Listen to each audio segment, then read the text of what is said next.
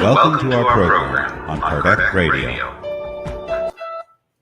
Good evening, my friends. This is Angy Stewart from INNERLIGHT, and we are here live on Thursday, 9 p.m. in Kardec Radio. So it's a pleasure to be here. Kardec Radio always helping us and always spreading so many beautiful teachings, so many beautiful books. So I hope you are taking advantage of this wonderful opportunity. Let me just do one little thing that I always forget. I'm sorry. I have to actually turn on the radio.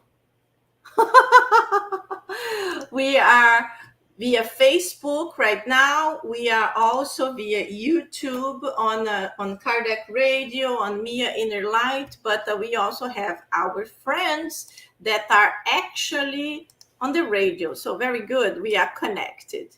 So awesome. Another Thursday night, we have our study. So just to remind you all, this is the book that we study for around 40 minutes, The Gospel According to Spiritism.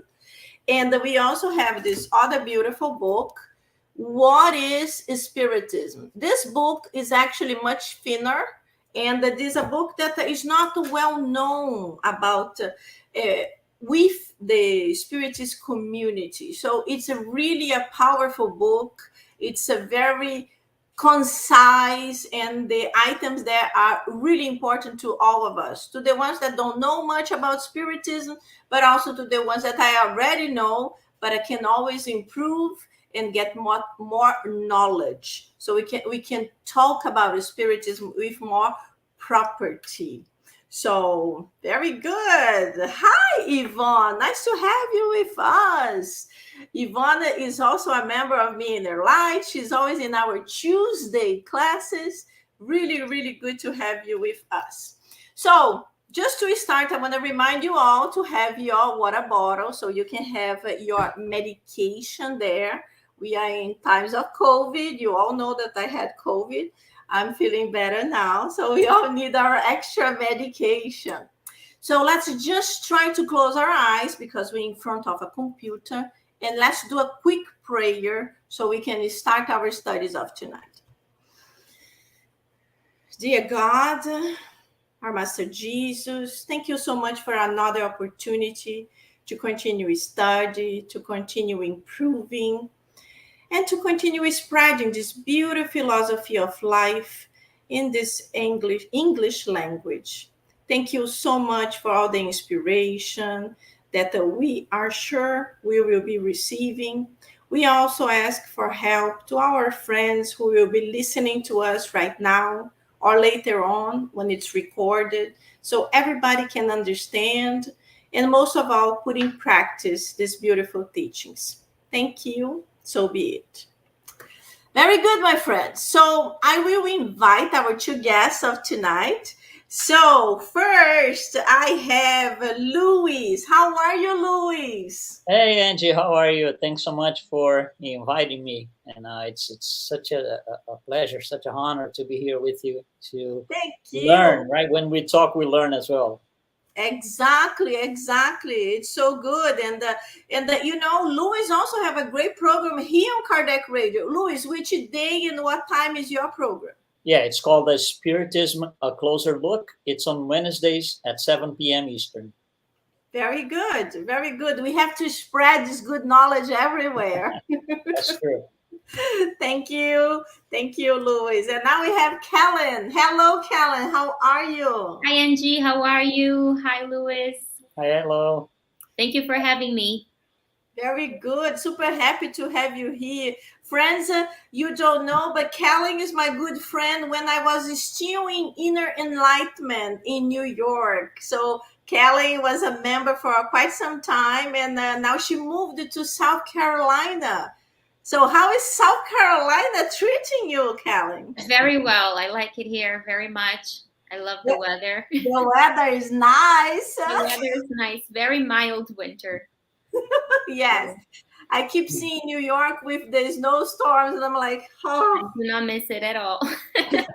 Me too. I'm like, okay, I've done that. I've been there, but that's it. Third my time. But I do miss my friends though, and I miss the times that we could go to the Spiritist Center and hug and see each other. That's true. Exactly. I miss that too. But I have to say, when I left to New York, it was very difficult for me. I was like, oh my God. And then it was funny because my son is the one who told me, I don't know why you're like this. Wherever you are, you're going to make more friends. Come on, Mom. And then I'm like, That's true. right. That's true. And then boom. But when it's recent, we are like, oh, I'm sure you felt like this too, Luis. You said you lived in Miami and then you went to Orlando. Yeah, I lived in South Florida for many years. Yeah, for like 20 years, and then I moved over to Orlando. It's still the same state, but it's quite different. The dynamics are different. Yes, definitely. But we meet people everywhere, and the beautiful thing that we have nowadays is the technology. So look at us. Luis is in Orlando. I am in Miami, and Kelly is in South Carolina. So it's beautiful that we can use this opportunity to meet and to learn and continue spreading it. Actually, the first time I saw you, Luis, I was in Conscious Living, and you came to give a lecture. And I'm like, oh, and you actually came with your wife. You guys gave the lecture kind of together. It was like, it was really... That's good. That's good. It was really a long time ago. Long time ago. Don't say it. Long time ago. So let's see here before we start. So Yvonne is saying, after listening to your talk interview with Lima, I got a copy of the Water Spirit. Oh, look at that. This is awesome. Yvonne, you are awesome. This is very good. Very good. So you see, Luis, our work is already spreading the little seeds all over. That was fast. My friends, let's start. Let's start with the gospel. The time flies. The time always flies. So tonight, all of you that are listening to us, we are going to be talking about the whole chapter 25. The title is Seek and You Shall Find. So if you're listening to us, please, you can make your comments. You can ask questions. This is a conversation. We can always interact. And it's actually much nicer to all of us. So as always, I'm going to read a tiny little piece, and then we can start talking about the chapter. So let's go. Keep yourself, and heaven will help you. Ask, and it shall be given to you. Seek, and you shall find. Knock at the door, and it shall be open to you. For whomever asks receives, and whoever seeks finds, and it shall be open to the one who knocks at the door. And then continues. Also, who is the man among you who will give a stone to his son when he asks for bread? Or if he asks him for a fish, will give him a serpent? If therefore you, being evil as you are, know how to give good things to your children, it is even more reasonable that your Father who is in heaven will give you things to those who ask him. This is in Matthew.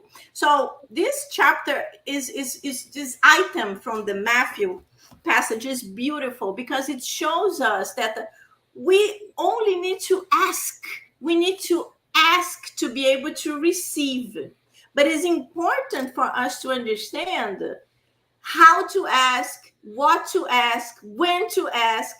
And it's also important to know that God, being a good mother and father, many times will answer no.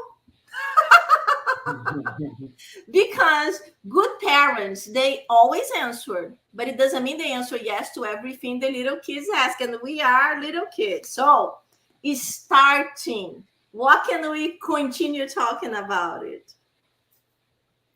Well, I think I think you've touched an important point, which is we want to ask for things that we think they're good to us or they're appropriate for us, and not necessarily.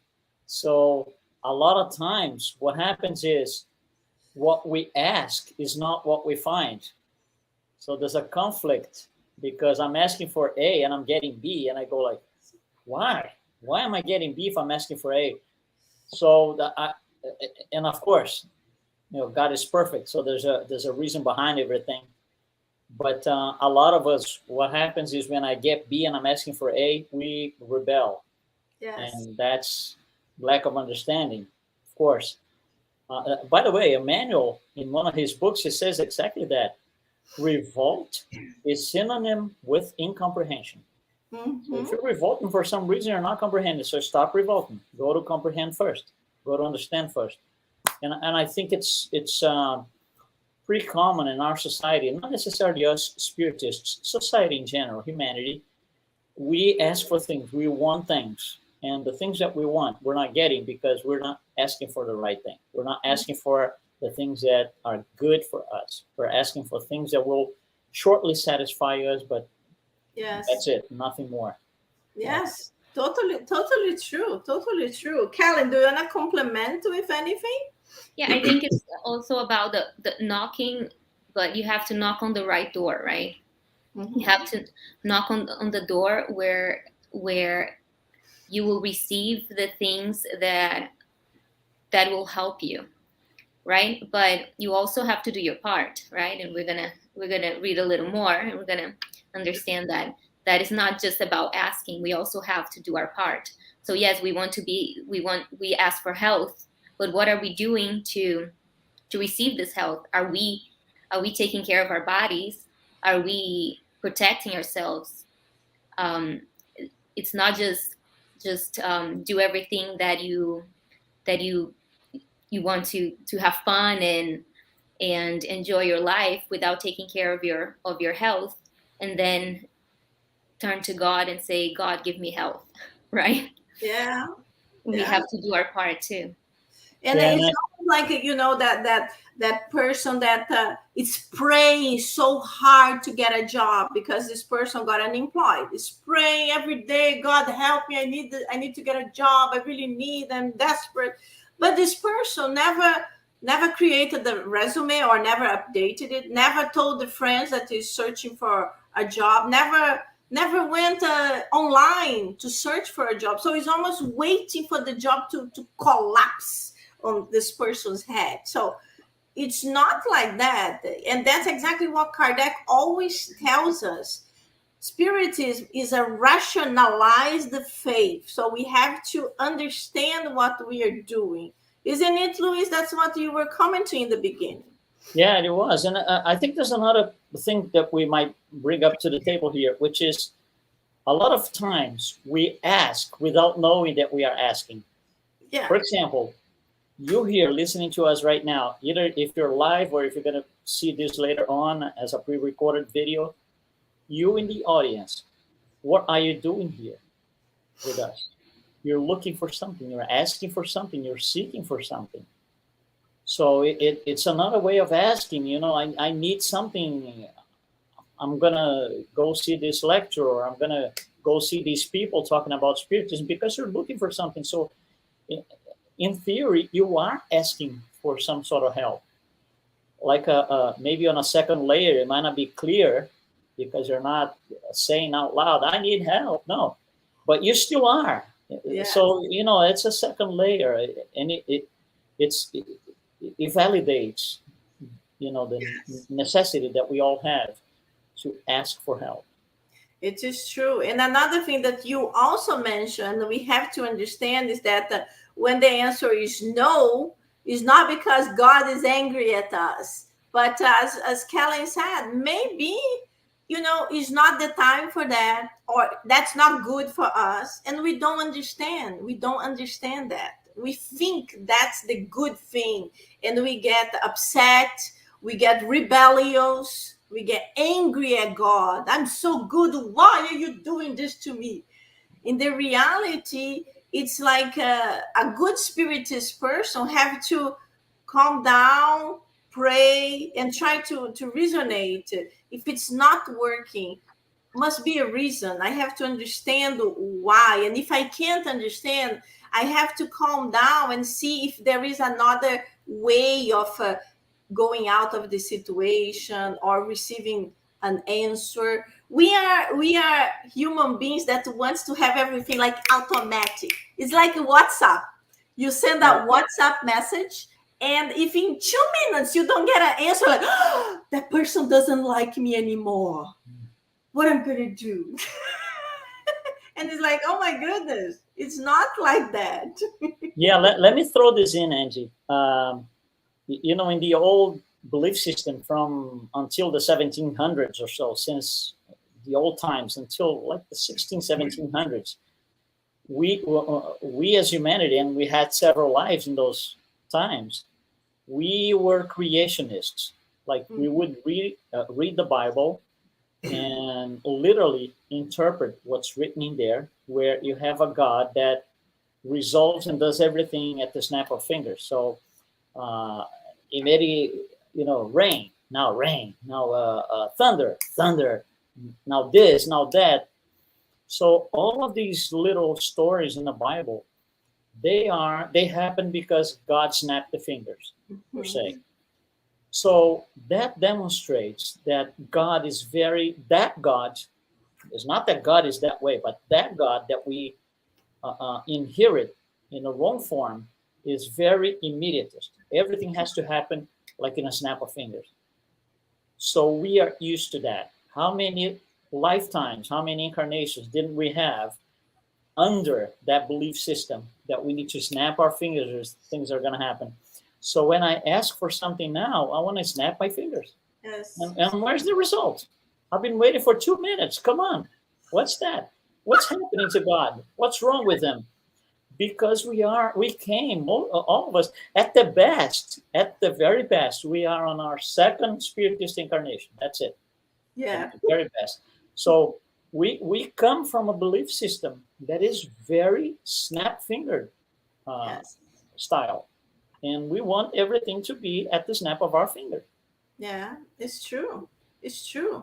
Kelly, how can we stop this process that Louis just mentioned? Snap the finger. It has to be done right now, right now, right now. It's like we are almost like these new teenagers, you know, that they only have patience to watch a bunch of 1 minute videos. If it's 3 minutes, like, no, too long. I think how can we improve this as a population? Actually, the world can improve. I think first we have to stop and understand that God doesn't work for us. And that's a good one. Yeah. He's not our employee. No. And it comes from a very entitled place, right? To think that God works for us. We are one in billions of humans in just this planet. Just this planet, right? Imagine all the galaxies and universes that God created. He or she or it is busy, right? It knows it all. It's like, it's fine. Everything is under control. But as I tell my children, right? Gotta be patient. You know, I don't work for you. Yeah, that's true. And I think there's maybe something else that we can add to this, which is every time we ask for something, we can make a choice. We can ask in one of the two following ways. We can ask as a person or as an immortal spirit. Mm-hmm. And the outcome is not the same. Yes. I can ask as a person whose life is going to end in a few decades, in a few years, and that's it. Or I can ask as an immortal spirit. And we need to understand that. Us spiritists, for the most part, we understand that. It's still hard to make it happen, to live by that. Yes. But we know that's a beginning, right? So I just don't want anything for the next, let's say, 3 or 5 years that's going to get me in trouble maybe 2 lives down the road. Exactly. Because I'm going to have to step on somebody's toes and it's going to come back to me next life or next 3 lives or so. It's going to be a nightmare. So that, what we ask for needs to be asked as an immortal spirit. That's very good, Louis. And it also makes us to think, because Many times people say, oh, but if I do that, nobody will discover. Well, maybe in our society they will not discover, but you can't hide from God. So as you said, maybe we will have to pay for this crime in the next life, or maybe in many lives. So we have always to be careful with the consequences of our acts, and we have always to think, would I like this to happen to me? This always make people change their mind. Oh no, not to me. So think about. So we have it here, Yvonne mentioning, sometimes your request is answered, but not in the form you expect. And if you are not paying attention, you might not recognize that your question was answered. Yes, Yvonne. Yes. Totally true. Totally true. We can ask her, are we recognizing the treasures along the way? Yes Exactly. or no, right? Exactly. Hello, Claudia. Nice to have you here with us. So totally true. This is really, really good. Really, really good. My friends, if you are listening, if you want to ask questions or post comments, I don't see Facebook or I don't see YouTube. So if you want, just write down and we can read. So what else can we talk? Let me see our time. Okay, we still have 20 minutes. So what else can we talk? Let me see here a good portion that I see here.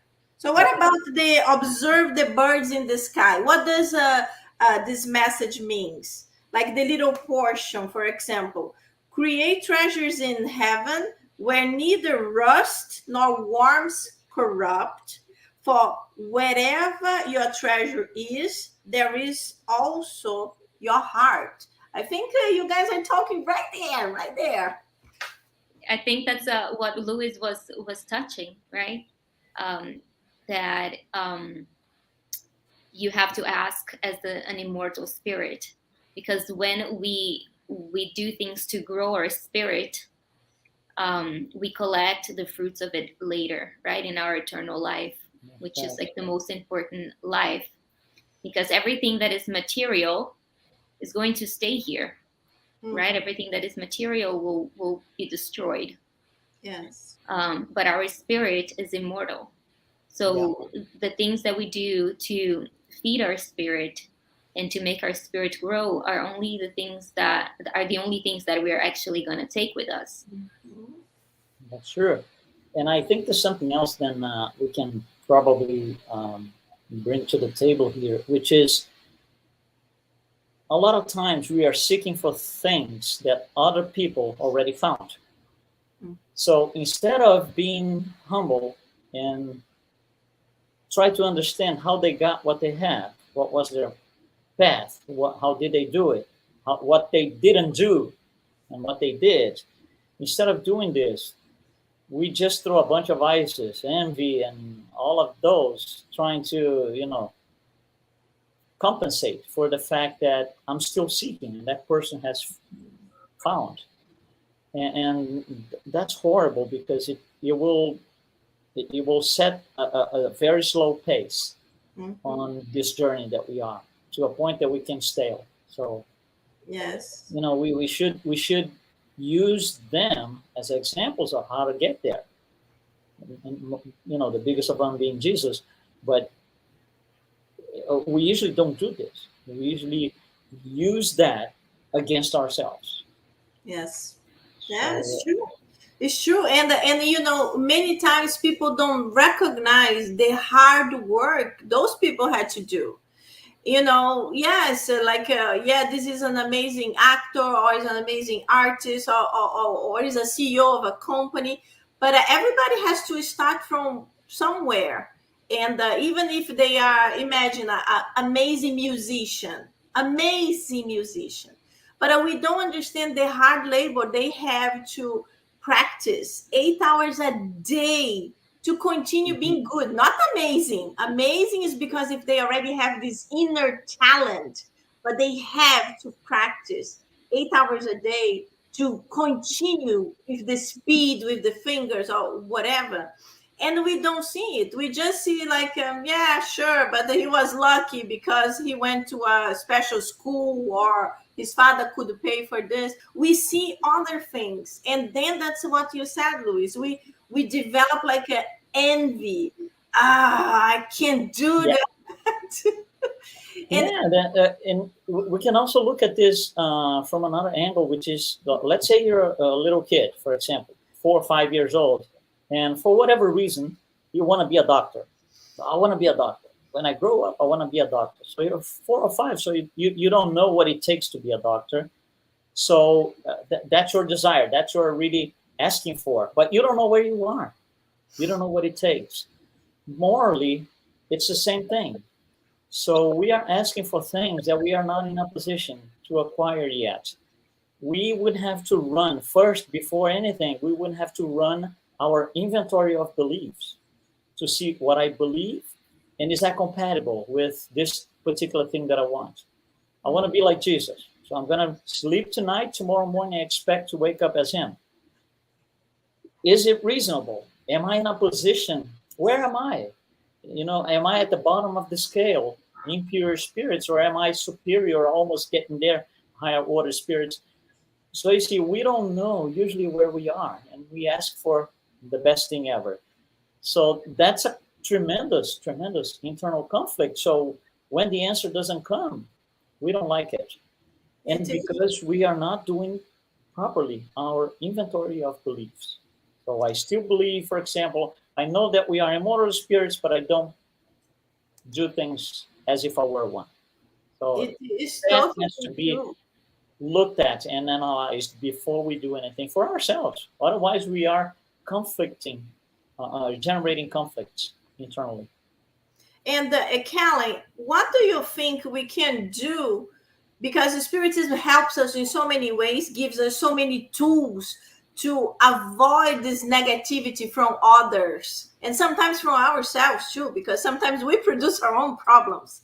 Mm-hmm. So as Luis just mentioned, that we throw this envy towards others because we don't understand. What can we do to improve ourselves, to protect ourselves, and stop being so envious? Or, different question, if someone is envious of us, how can we protect ourselves? What can we do? I think it's watch and pray, right? We have to watch our thoughts always, constantly. And when we catch ourselves either sending bad thoughts or receiving bad thoughts, we have to pray, and we have to connect with the good spirits and transform it, right? Transform it.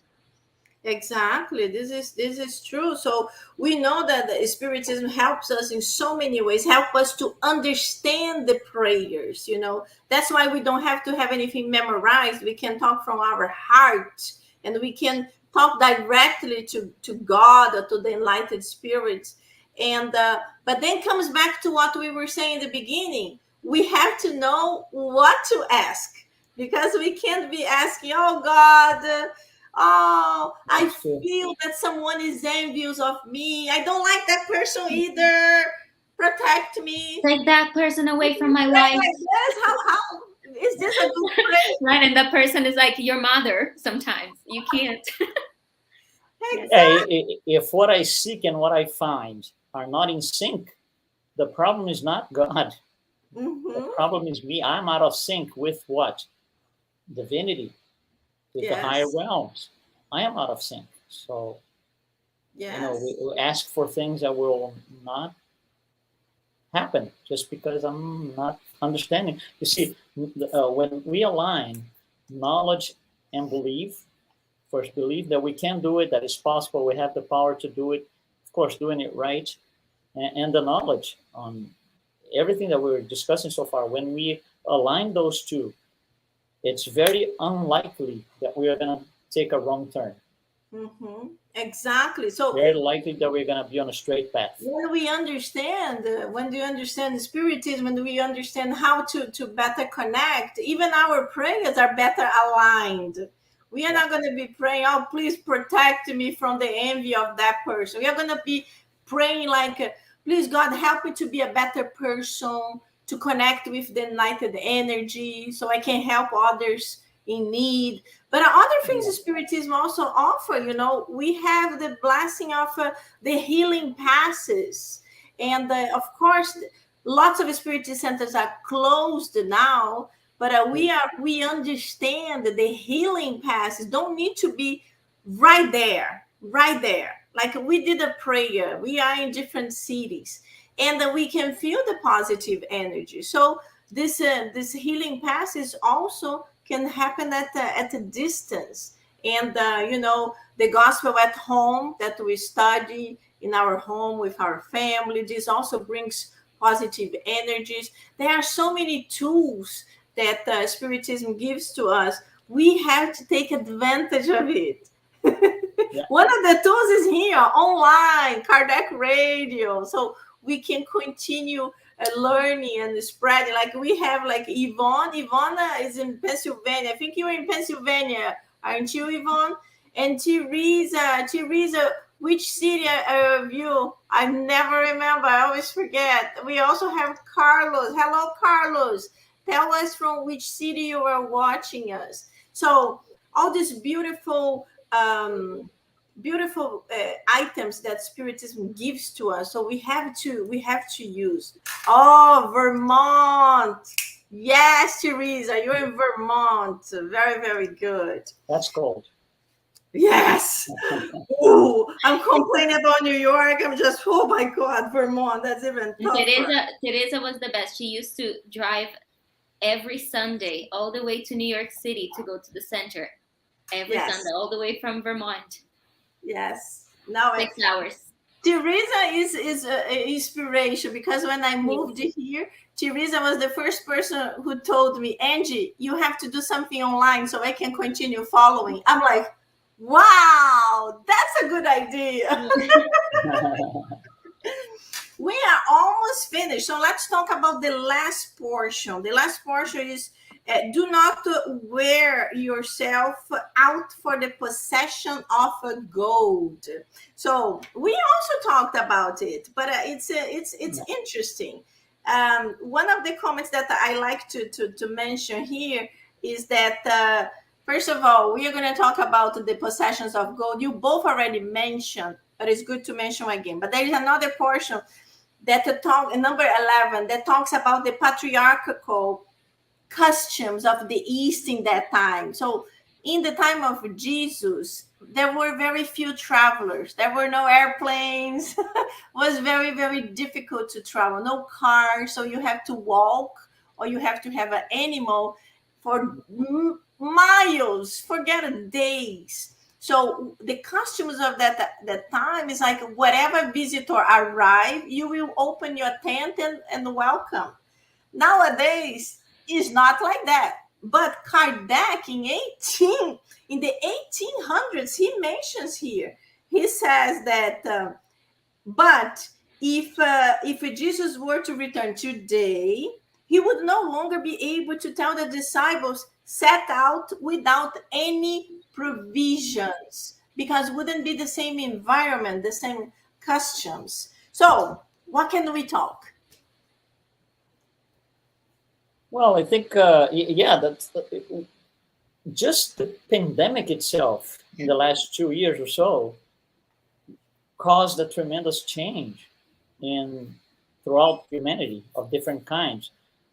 So we did things in one way 2 or 3 years ago. We have to do different things now.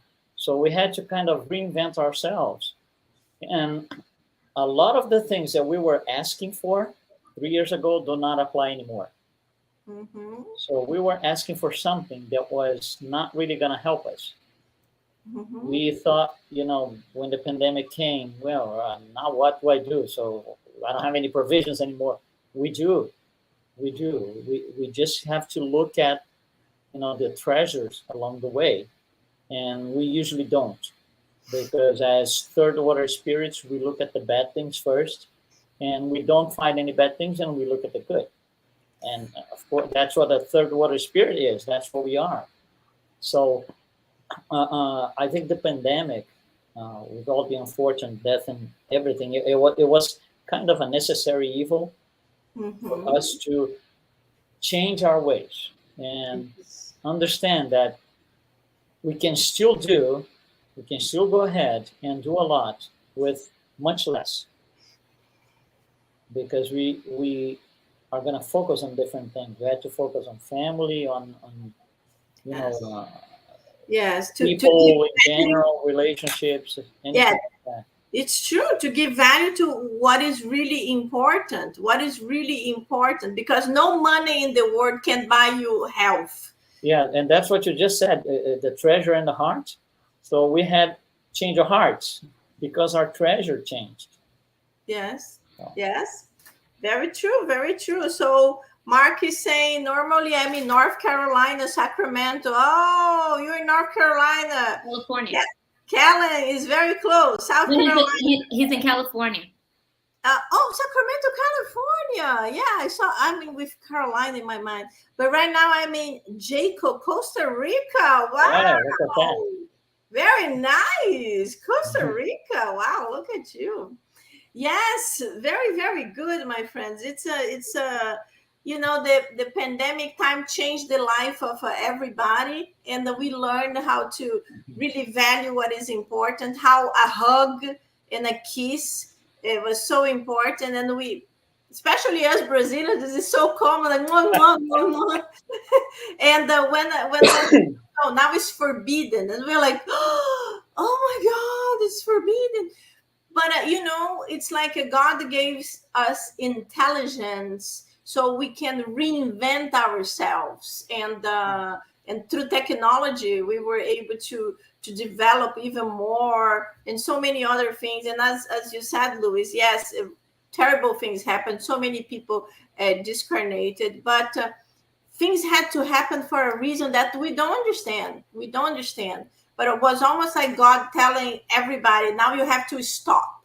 You have to stop, and you have to think. What are you doing wrong? What should you improve? How can we do things in a different way? So this was a tough lesson that we had to learn. Very tough lesson. It's still tough lesson. But thank God that throughout the knowledge also we were able to develop vaccines and help a lot of people. But still lessons to learn, because we don't know. Maybe COVID is never going to leave us. We will have a new reality. We will have always to be checking our new reality. So go ahead. Well, maybe we're almost done for the gospel, so I'm just going to say something. For most of us, the number one request is happiness. That's our number one request. Everybody wants it. It's on the top of the list for 7 billion of incarnates right here. And writer Greta Palmer, she has a phrase that I just love. She's not Spiritist, but she's a writer. She was a writer. She has a phrase that I love it. She says, happiness is a byproduct of an effort to make someone else happy. It is beautiful. I can ask for happiness, but I have to do something. I have to make somebody else happy, and that will come. So I have to compromise to what I've asked for. Yes. Otherwise, I'm going to ask anything that I ask. I'm going to be just sitting and waiting for a divine decree that's going to grant me what I asked for, and it won't be like that. That is against the law of progress and the law of work. Yeah, it's true. And just to complement what you said, many years ago, I think 2014, I think, don't even remember, but many years ago, I left the Spiritist Center. It was winter, and long story short, I met a homeless person in New York, and it was so cold. He was outside the McDonald's, and that kind of snapped in my head, and I said, I need to do something to help them, because we learn in Spiritism, we have to be charitable. But a lot of people, they practice charity in a kind of detached way. They send checks to places, and I'm doing my part. but it's very different when we actually physically do it. And I remember I had the idea to create 10 bags with many items to distribute to 10 homeless in Manhattan. And I think Kelly was with me, actually. And I told Kelly, I'm going to do this. Would you help me to distribute the bags? And Kelly said, how many bags? And I said, I'm doing 10. And she said, I'm going to do 10 too. And I'm like, wow, that's nice. And from that, I decided to open up to the Spiritist Center. And a lot of people decided to join. And I believe this was in 2014. And we continued doing this in Inner Enlightenment for many years. And then I came here since the first year. I came to Miami. I did, and I still do it. Last year, even with pandemic, we made 405 bags for the homeless. And everybody that participated, not just the Spiritists, I have lots of neighbors that help me. They all mentioned the happiness from doing that, from packing, because everybody has to come to pack, from packing and then to giving the bag. It's more happiness than buying a new car. One person told me that, and I was like, wow. Because it is this true loving energy, because we receive much more than what we give. You know, we're giving a simple bag with a bunch of items, but that person that, you know, they are the unseen. When you go and say, oh, this is a gift for you, they are like, many of them are like, for me? And they were like, really? So it is so touching. And this is what the Spiritism teaches us. The happiness is not from material things. It's from acts of love that we practice and so much that we receive. So this was very beautiful. And it's a lesson to all of us, It is, absolutely. My friends, I love the gospel, but now we are going to what is Spiritism. This is a beautiful book that very few people read. Listen, my listeners, look, it's a very small book. It's actually a summary of the whole Spiritist philosophy.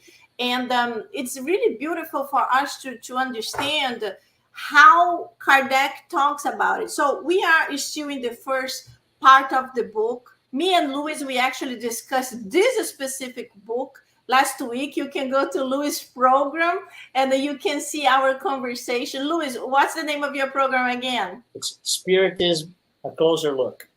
Very good. So you can just look, Spiritism, A Closer Look, and then we discussed this book in his program last week. So in the portion that we are right now, Kardec created like a conversational way.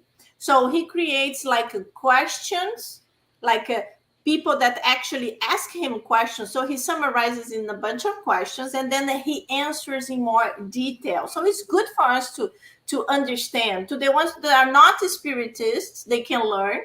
And to the ones who are Spiritists, we can learn how Kardec thought, how he actually explained the items in details. So I'm going to share the screen with you all so you can see our screen here. So we are going to be discussing this point tonight, is the elements of conviction. So we are going to read and then we are going to comment at the end. So I summarize so we have more time. So we can read just the pink items, but if anyone would like to read the book, let me know. I can forward you the PDF or the link to purchase it. So, Kelly, would you be able to start reading for us? Please? Sure. Do you want me to read just the pink or the whole thing? Yeah, just the pink, because we have 15 minutes and we need to comment. Okay. Right. It is precisely the reality of these phenomena that many people dispute, and you should not find it surprising that they would like to witness them. So this was the question. This is like a summary of the question. So this person is actually talking about the manifestations, the matter of the manifestations. Right. So he's asking Kardec. So is the reality of this phenomenon that I want to know about. So let's see what Kardec answers. I do think that is quite natural. However, I will explain what conditions are best for observing the phenomena and especially for understanding them. You will also agree, sir, that it would be strange indeed if a rational philosophy had emerged from illusory and fabricated occurrences. Every day we accept astronomical calculations without having made them ourselves. The elements of conviction are not the same for everyone. But it is wrong to believe that physical experiences are the only means of convincing someone. I have seen persons unmoved by the most remarkable phenomena, but convinced by a simple written response. If we do understand it, however, we accept it more easily, because it has a reason for being, and the extraordinary and supernatural vanish. There are two aspects to Spiritism: the experimental part, involving the manifestations, and the philosophical doctrine. The phenomena involving the manifestations is secondary. The foundation is the doctrine, the science. If there were no manifestations at all, the Spiritist doctrine would not nonetheless be the one that best resolves a multitude of problems thought unsolvable. Okay, very good. So, what can we talk about this portion here? He's trying to explain to this person that the manifestations, meaning the mediumistic meetings, they are important, but there are certain items that are necessary to participate. And he's also mentioning, like here, it's wrong to believe that physical experience are the only means of convincing someone.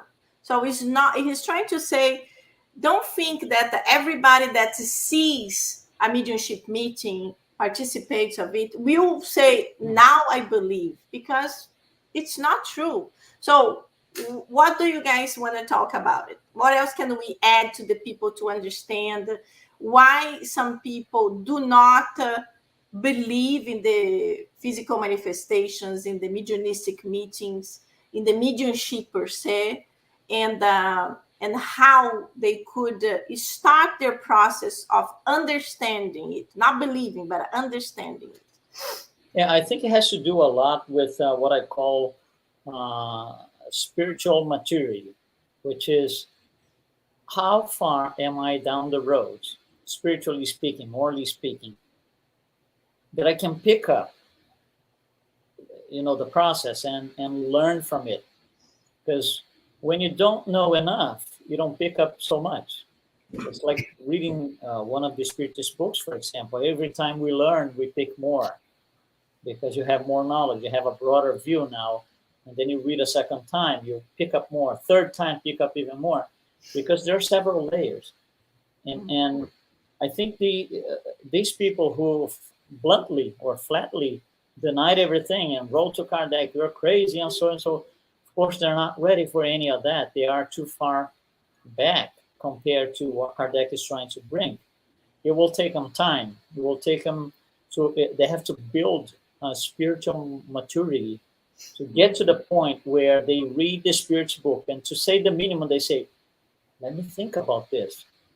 These people, especially the diehard ones in regards to the old belief systems, they would just flatly say, this is bad news. This is not good. Just throw it out, burn the book, send to Barcelona to get burned. And because they're not ready.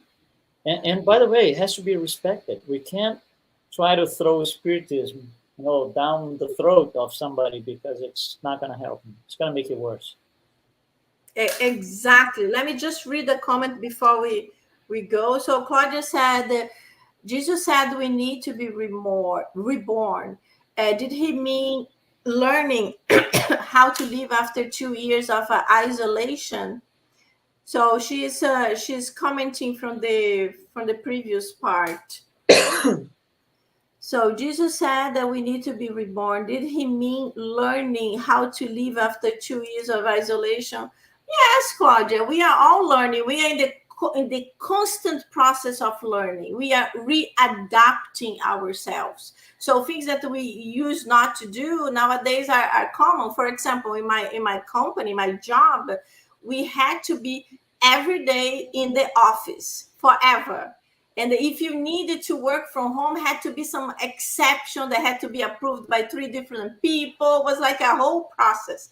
Nowadays, it was already mentioned to everyone in the company.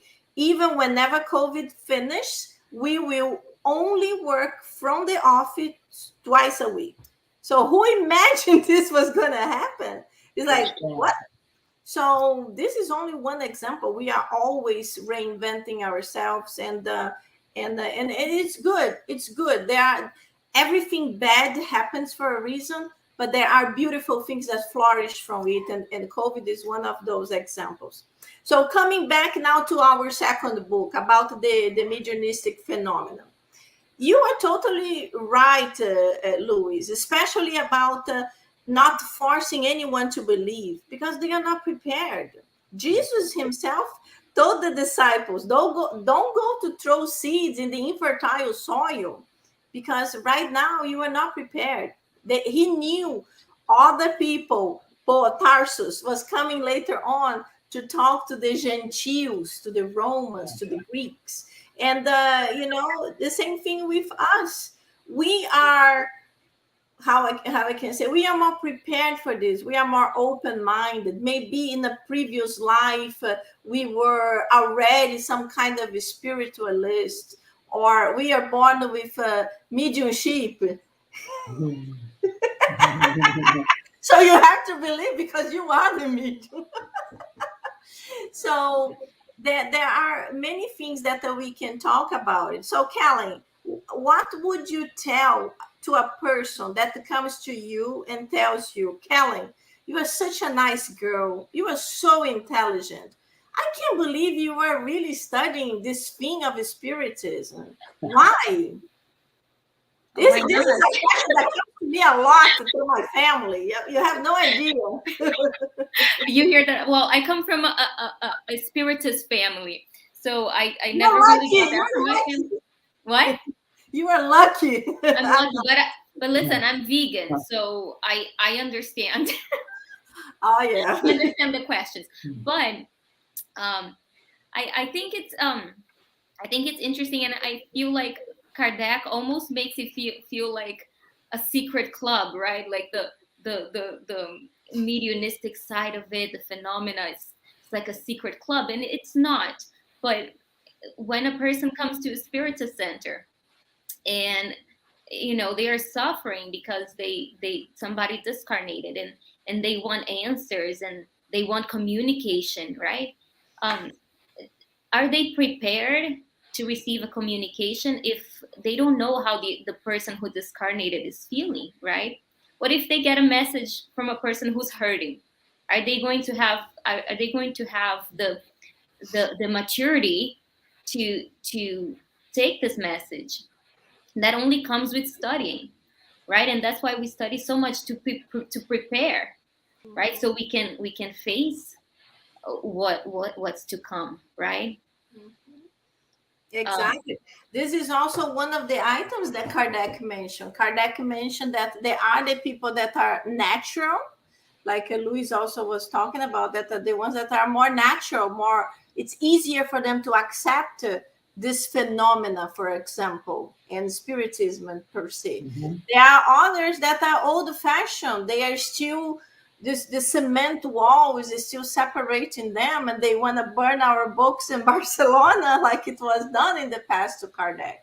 And but as you both said, and Kardec mentions too, throughout the doctrine, throughout the philosophy, studying to learn how it happens, why it happens, and then the people start understanding and opening this door to actually accepting it. So Yes, that's the important part for us to understand. Understanding is more important than actually seeing a phenomenon. I am a medium, and when my mediumism started, my own mom, I told my mom, and this was happening for a few days already. And I was trying not to tell her, and one day it was so intense, and I said, "Mom, I'm seeing spirits." And she said, "Oh my God, no!" And I said, "Yeah, it's happening for quite a few days." And then she said, "Oh, this is crazy." And I said, "But Mom, I'm not crazy. I actually talk to them." "Oh no, this is really bad. Now we need to find a psychiatrist because that's what they all say." And I said, "They all who did." And I'm like, I can't talk to my mom about this anymore. That's it. Was the last time I talked about spirits to my mom. So let's just finalize this little tiny portion. It's just this little end here. Louis, could you read for us, please? Okay, you are right in saying that the turning tables gave rise to a philosophical doctrine. I can now see how vast the field opened up by your system is. You accord me way too much honor by attributing the system to me, because it is not mine. It has been deduced in full from the Spirit's teaching. I only saw, observed, and coordinated, and I am now trying to help others understand what I myself do. So, just interrupting you. So, to the ones that are listening, the visitor is actually telling Kardec that he admires the turning table movement that happened in that time in France, and it brought the philosophical doctrine. And he's saying that he can see your system. He's telling Kardec, whatever you invented, whatever you created is awesome. Yeah, so, he's attributing to the man, Allan Kardec. Yeah. Exactly. So Kardec is like, hey, my friend, wait a minute. So let's see what else he's going to answer. They say the philosophy of Plato, Descartes, and Leibniz. They do not say the doctrine of Allan Kardec. Nobody ever did, by the way. Spiritism has vastly superior auxiliaries, next to whom we are but atoms. Exactly. Yeah, I think Kardec was very, very firm in his belief that, when he opened the Spiritist Society, the Parisian Spirit Society, the original documents, he wrote, and they all signed, he wrote, if you're here to saw manifestations and spirits, go away because you're in the wrong place. This is not a place for that. This is a place to study philosophy. So he was very clear from day one that the phenomena is totally secondary, like he just said in the book. Yes, exactly. That's great. The phenomena is secondary. The moral portion is the most important thing. And in this part too, Kardec was always doing things to demonstrate this is not mine. This is from the spirits. Yeah. I'm just organizing it. And then he mentions the philosophy of Plato, Descartes, and Leibniz, but they actually developed some kind of line of thought. They created that. Kardec was always saying the spirits brought it, and he organized it. And by the way, he's an amazing organizer. Yeah, he never claimed credit for any of that. Yes, exactly. Can you imagine, like in the 1800s, without computers, he had to travel like days, weeks to arrive in the Spiritist Center, like you, Louis. I remember you were already living in Orlando. You traveled to conscious living in Miami to give a lecture. And you know how many of us do it? But nowadays, it's like fast. It's easy. Imagine in the time of Kardec. Yeah, he had no computers, no copy and paste. Exactly. Light from candles and no typewriter. Exactly. So it's beautiful. And by the way, my friends, if you haven't seen the movie Kardec, please, it's on Netflix. It's easy. Go to see it because it's really, really beautiful. Really beautiful. Kelly, do you want to say anything else before because me and Louis were like, No, I'm listening. I'm a great listener. I'm learning. Yes. So we learn also when we listen. And to all of you, the phenomena of mediumship is beautiful, but it's very sacred. So it has to be practiced by people that have knowledge. They understand how to deal with it. It's not an element of curiosity. We know that the people that just arrive in the Spiritist Center, that's what they want to do. Lots of them, they come to me and say, where can I see a spirit? Or even better, when can I start receiving the spirits? Oh my God. Yeah. Yeah. So what can I do to be a medium? Exactly. We know it's not exactly like that. But if you decide to study, if you decide to understand, you will see how beautiful it is. And maybe, who knows, you are actually going to join a mediumistic meeting, and you will be able to observe and understand it even better. So it's great. My friends, it was beautiful. As I always say, 1 hour flies. It's like time flies. Goes really quickly. It was awesome. Thank you so much to have your presence here. Thank you, Louis. It was great. We have to do it again. Appreciate it. Thank you. And Kelly, it was awesome. Thank you so much for joining us. Let's Thank you for repeat. inviting me. Very good. So all of you that were with us or are listening to this in a recorded version, it was great. Thank you so much. Join us again every month, the first Thursday of the month at 9 p.m. Eastern Time. And if you want to also participate of our studies of Mia Inner Light, we also meet online on Tuesdays at 7 p.m. Eastern Time. And as I mentioned, go to check out the program of Louis. We have too many good things to offer. And Kardec Radio is here to help us. Kelly, you need to have a program. Come on, work on it. Thank you, everybody. Have a great week. Bye-bye. Thank you so much. Have a great night.